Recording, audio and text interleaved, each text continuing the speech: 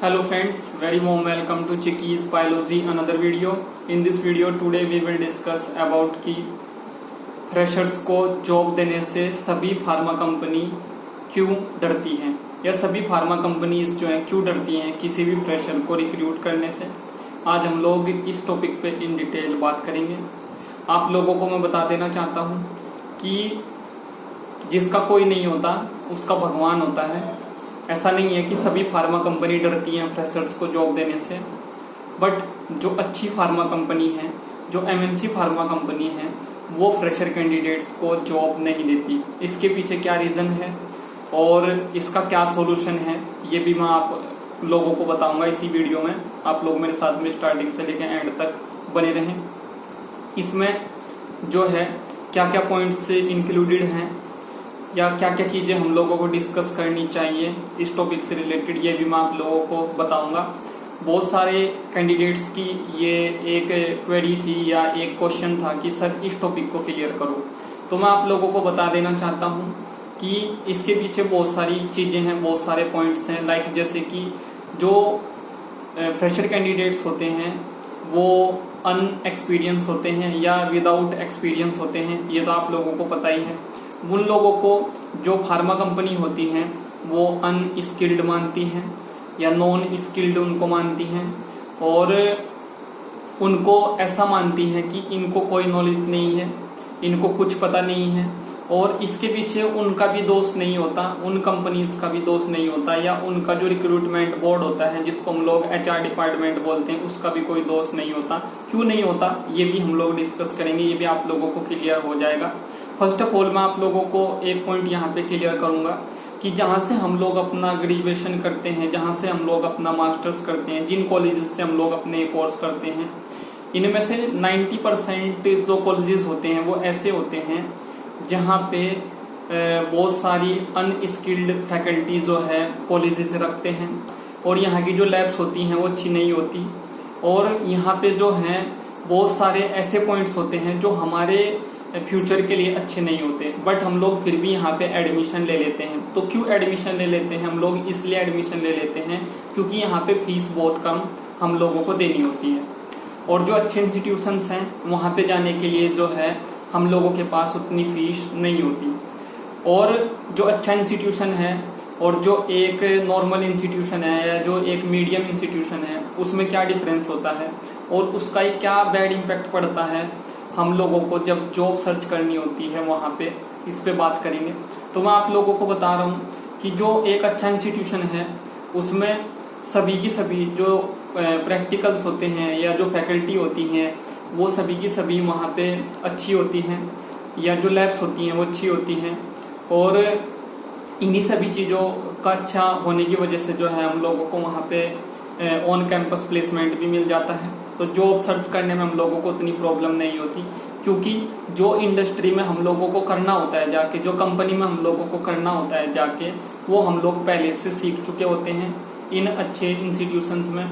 और इन इंस्टीट्यूशंस की जो लैब होती हैं उसमें क्या होता है कि उसमें बहुत सारे प्रोटोकॉल्स फॉलो होते हैं, बहुत सारी एसटीपी फॉलो होती हैं, जैसे कि इंडस्ट्री में एसटीपी और प्रोटोकॉल्स फॉलो होते हैं। तो हम लोग जो हैं वहाँ पे हम लोगों को बहुत सारे स्किल आ जाते हैं और हम लोगों को ये एक पता चल जाता है कि हम लोगों को कैसे एक फार्मा इंडस्ट्री के इंटरव्यू में जाके पार्टिसिपेट करना है या कैसे हम लोगों को जो है वहाँ पे अच्छे से उस इंटरव्यू को देना है।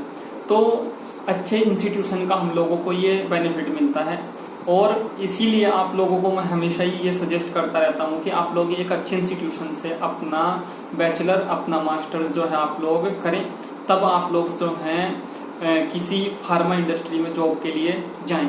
तो इससे आप लोगों को as a fresher candidate job search करने में प्रॉब्लम नहीं होगी क्योंकि आप लोगों को जो जॉब मिलती है वो टोटली डिपेंड करती है आप लोगों की स्किल पे, आप लोगों की नॉलेज पे। अगर आप लोग जो हैं इंटरव्यू में अच्छा वहाँ पे परफॉर्म करेंगे तो आप लोगों को 100% वो जॉब मिल जाएगी। ये मैं आप लोगों को यहाँ पे बोल रहा हूँ। अब बहुत सारे इम्पोर्टेंट और क्रूशियल पॉइंट्स के बारे में यहाँ पे बात करेंगे। और जो अच्छे इंस्टीट्यूशंस नहीं होते वो आप लोगों को अच्छे टीचर्स प्रोवाइड नहीं कराते, अच्छी लैब्स आप लोगों को प्रोवाइड नहीं कराते, और लीपापोती करके जो है आप लोगों का कोर्स कंप्लीट करा देते हैं, और फिर आप लोग अपना रिज्यूमे लेके एज अ फ्रेशर कैंडिडेट घूमते रहते हैं और दोस्त देते रहते हैं एमएनसी कंपनीज को। बट एमएनसी कंपनी में अगर आप लोगों को जॉब नहीं मिलती, परेशान नहीं होना है। भले आप लोगों ने अपना कोर्स जो है वो किसी अच्छे इंस्टीट्यूट से नहीं किया है तो परेशान नहीं होना है। इस वीडियो के स्टार्टिंग में मैंने आप लोगों को बोला था कि जिसका कोई नहीं होता उसका भगवान होता है। तो भगवान सबकी तरफ देखता है, ईश्वर जो होते हैं वो सभी की तरफ देखते हैं, वो किसी का अहित नहीं चाहते, वो सबके लिए जो है सोच के रखते हैं कुछ ना कुछ। तो आप लोग जो है डोमेस्टिक और जो रेगुलेटरी प्लांट्स होते हैं उनमें आप ट्राई कर सकते हैं। ये सभी को रिक्रूट करते हैं और यहाँ पे आप लोग 1 to 2 ईयर का एक्सपीरियंस गेन करके किसी अच्छी एमएनसी कंपनी में अगर जाएंगे तो आप लोगों को इजिली वे में जॉब मिल जाएगी। तो ये एक पॉइंट की बात हो गई। अब हम लोग अपने मेन टॉपिक पर चलते हैं कि जो अनस्किल्ड हैं, जिनको हम लोग फ्रेशर बोलते हैं, या जो एक तरह से अनट्रेंड है या विदाउट एक्सपीरियंस हैं, इनसे सभी फार्मा कंपनी डरती हैं।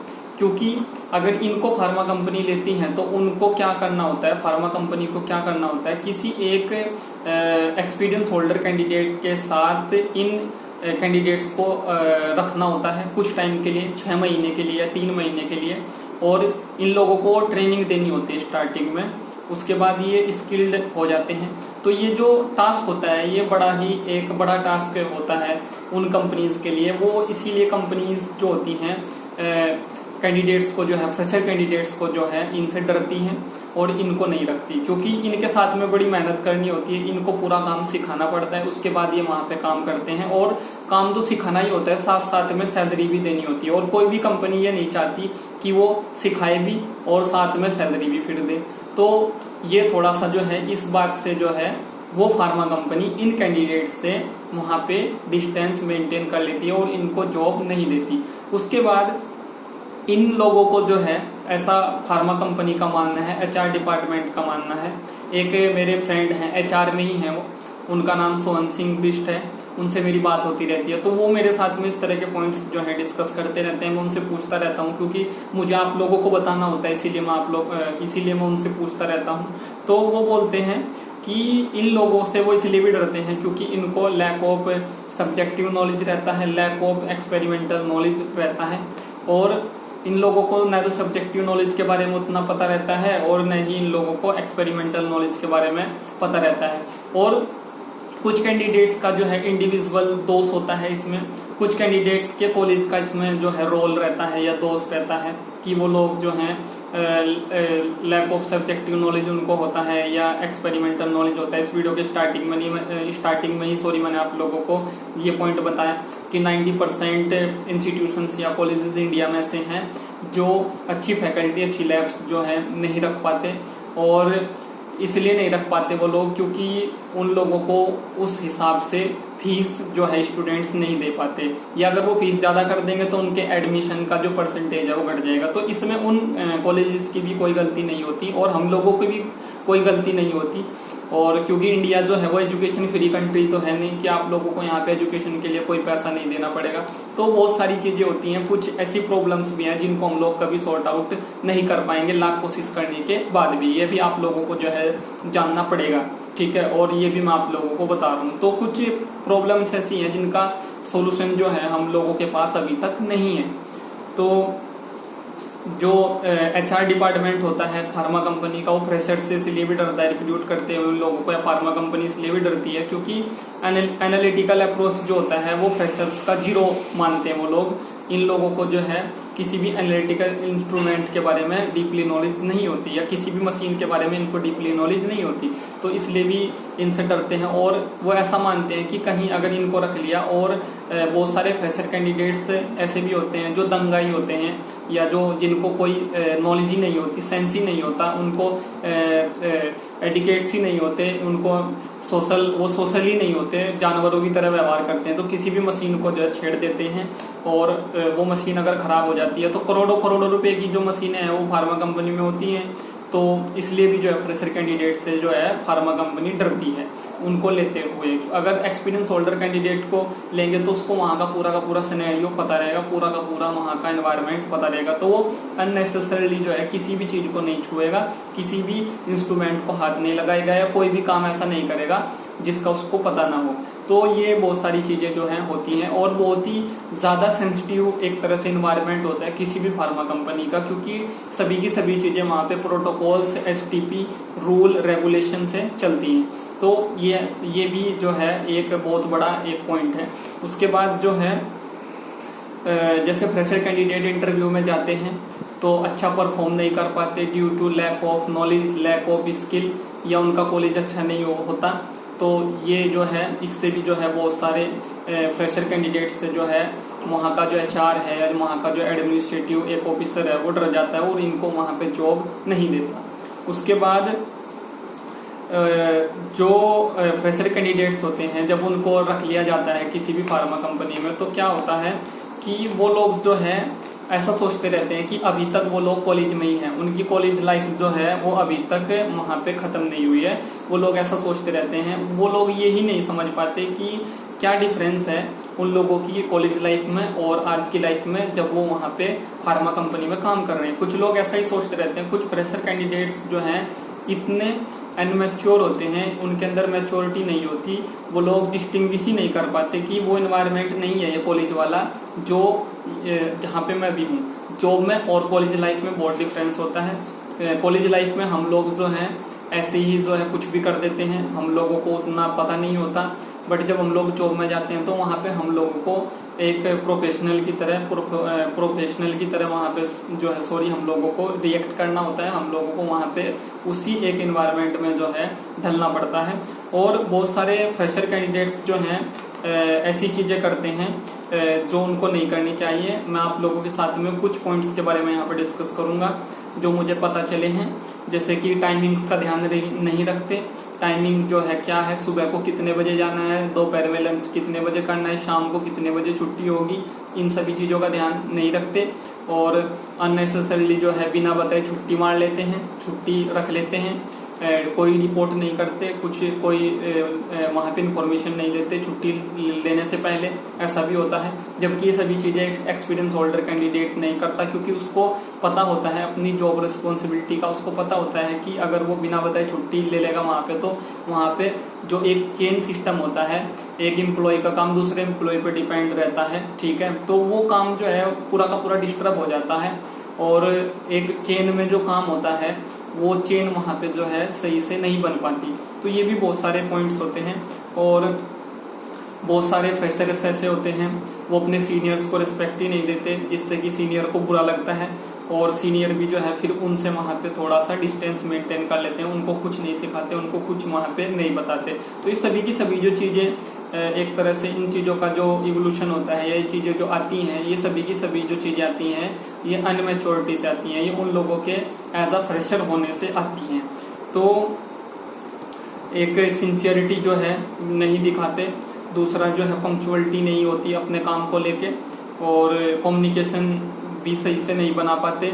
ड्रेस सेंस बड़ा गंदा होता है कुछ फ्रेशर्स का, जैसे कि उनका हेयर कट बड़ा गंदा होता है, उनका ड्रेस सेंस जैसे कि बूट पॉलिश नहीं करके आते, शेविंग नहीं करेंगे, ऐसे इस तरह की चीजें कर देते हैं। और एक सैलरी में इंक्रीमेंट क्यों नहीं हो रहा है इसके बारे में बार बार जाके कुछ फ्रेशर कैंडिडेट्स जो हैं एचआर को डिस्टर्ब करते हैं, जो एचआर हेड होता है उसको अनाप शनाप बोल देते हैं, ये भी बताया गया है। और इंक्रीमेंट के लिए जो है बड़ा परेशान रहते हैं, जबकि स्किल को कैसे इम्प्रूव करना है उस पर ध्यान नहीं देते, क्योंकि जब स्किल इम्प्रूवमेंट होगा तभी जो है सैलरी में इंक्रीमेंट होगा, क्योंकि आप लोगों की जो सैलरी होती है वो वहाँ पे टोटली डिपेंड करती है आप लोगों की स्किल पे। तो ये फ्रेशर कैंडिडेट्स वहाँ पे इन सभी चीज़ों पर ध्यान नहीं देते, और अगर देते तो फिर उनको सभी चीज़ें उनके फेवर में रहती हैं, उनको सभी चीज़ें फेवरेबल वहाँ पे मिल जाती है।